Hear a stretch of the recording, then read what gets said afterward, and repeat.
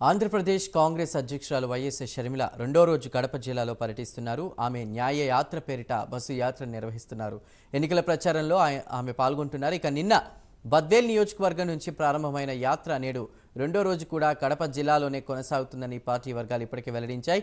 నేటి యాత్ర ఈ విధంగా ఉండబోతుంది. ఉదయం 9:30 కడప అమీన్ పీర్ దర్గాను దర్శించుకుని 11 గంటలకు మాసాపేట్ సర్కిల్, ఉదయం 11:30 దేవుని కడప, మధ్యాహ్నం 12 గంటలకు అశోక్ నగర్, అప్సరా సర్కిల్, అదేవిధంగా మధ్యాహ్నం 1 గంటకు అంబేద్కర్ సర్కిల్ వద్ద బహిరంగ సభల్లో షర్మిల పాల్గొంటారు. సాయంత్రం 4 గంటలకు ITI circle, Mariyapuram, buildup centre, Vinayak Nagar, Almas Peta, అదేవిధంగా చిలకలబావి, 7 రోడ్స్ మీదుగా కూడా యాత్ర కొనసాగనుంది.